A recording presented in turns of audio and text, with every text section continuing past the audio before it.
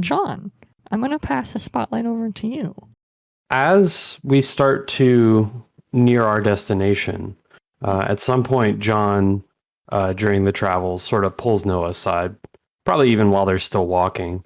From like a standpoint of like travel and movement, John is still, keeping up with the group and everything. But like, just to look at him, he's starting to get, circles under his eyes. It's pretty clear that he hasn't been resting as he normally would. And during their travel, he pulls Noah aside and he goes, Noah, I've done a lot of stuff, I got this weird power, in my world, nobody that I know of also has this power, but powers aren't really that weird. Back home, there's a lot of people to look up to. There's a lot of people who do a lot of bad things. The longer I've been here, the more I'm wondering, how do you survive day by day? How are you able to find purpose in this place? Because got me thinking. I gotta know if you got any advice. An interesting query you've brought to me.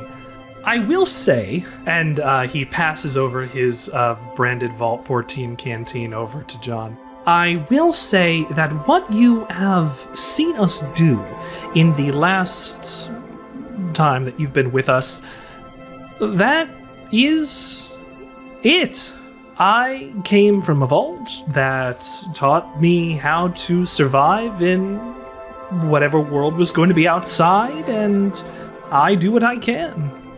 Ideally, at some point, it's possible that I could pass by some landmark or a city or some kind of settlement. Well, not Edmonton, because there's enough problems there, but maybe something similar, maybe something smaller, maybe it would lend itself to settling down and not be constantly on the move. But this is a big country, John. This is a gigantic place to cover, and until I find that thing, whatever it would actually be that I'm looking for in the end, where I would like to lay my head down, this is what life is. This is how we survive. But it's just so... Where I come from, we've got, cities, a society.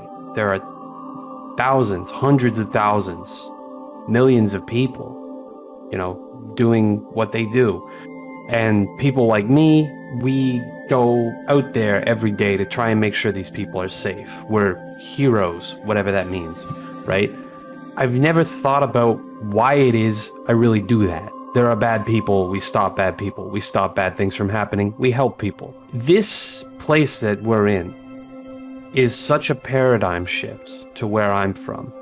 There are bad people out here, yes, but just generally everything is bad and empty. And it's got me wondering, I've been facing a lot of things recently. Black Talon, I told you this guy's bad news. I kind of went over it. He's like alter version of a hero from my world, Blue Talon. Now, Blue Talon is like the ultimate hero. He's like... he's your Grognak the Barbarian. Sure, he's Grognak the Barbarian, whatever that means. And he does great things. He's a paragon of justice. He keeps people safe. He keeps the spirit of heroism alive. But then there's Black Talon, and he's completely the opposite. But he's the same person, just from a different timeline. I don't know. Maybe it's just this wasteland that's got me thinking, like, why am I the way... What would it have taken? How long would I have to be in this wasteland before I stop caring about other people and I just start worrying about surviving? How can you live in a place that's so desolate that it takes away ideals like that? Is there something I can... Do you have some kind of method? Something that could help me stick to what I know? Back in the year 2077, or prior to October of 2077, life was fine. Life was wonderful and beautiful, and people lived, and sure, there was conflict, and there was war, and We can idealize the past any way that we want to, I think. 200 years in this world has proven that no matter how bad it could possibly get, things can only get better. You have, I guess in a way, a privilege of seeing what a proper world would have been like. This is the only world that I've ever known, and the most that I know about this, about anything that has come before, is from what I have heard from, well, Murphy, the doctor, and the education that I've received while in my vault. The world is as it is, regardless of where you started and where you come from. I think in the end of it, it's about where you are going to be going, what you're doing with those abilities and things. We didn't go into the Edmonton Mall and shoot everybody up because we had no reason to. We didn't murder 2 Brotherhood of Steel paladins because we did not need to. We didn't continue a ghoul hunt because we did not need to. And yet, the doctor who has suffered hundreds of years of pain and misery has been doing nothing but giving back every location we've stopped at. Murphy, who has lived just as long as the doctor, has done exactly the same. You see how often he checks up on all of us. He's watched you as you slept. I've seen it. Our world may not be perfect, but I'm sure wherever you came from also was not. And how many extra years could it have been until you've reached the same point, where everything is gone, and only 200 years later can things really start to be normal again? Whatever normal is. So if you're having a crisis of conscience, John, I don't have much to give you. I'm not sure that I am a good person. I don't need to be a good person.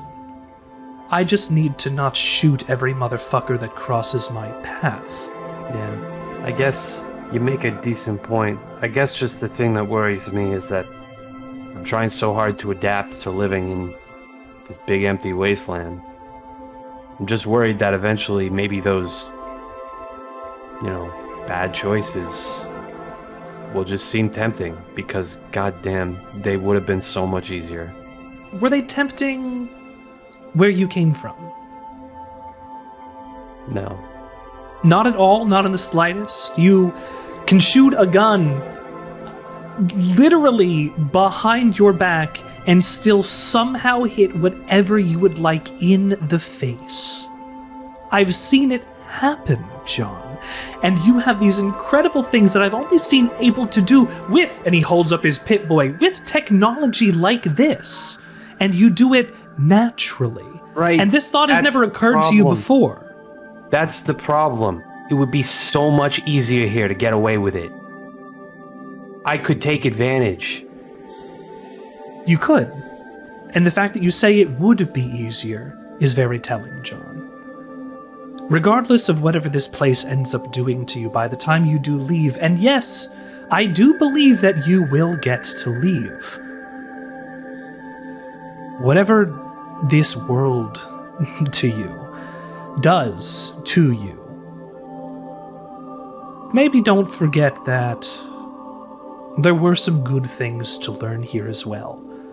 And remember what the consequences of those bad things did to towns like Edmonton. You're not lighting an entire city on fire because of your decisions, John. You're allowed to fuck up. There's always coming back. Clearly, we're on the way over to a vault. I guess not a vault, but we're on our way over to find what we need to, well, restore you to where you need to be and get the rest of our lives on track. The world is far gone, but we made it better. We are possibly as far gone as we could be, but there's always tomorrow. More opportunities, more chances, John. And there will be in every place that you will ever be. Luckily, this country, and I guess by extension your world, are very large places.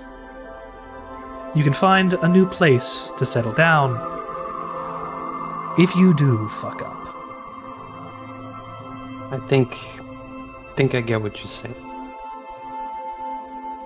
Just because things are at rock bottom doesn't mean I should dig a hole to make them worse. There's always upwards, even if it's the harder path. You could also continue tunneling down until you see the other side of the planet. It's up to you. Like I said, I'm not a good person. I know what I've done to get here, John. So, take my words with as many grains of salt as you can. But from, I guess, a friend to a friend, I don't think you're going to need to worry about that. You've been here and done nothing but good, in a place that should make you do anything but.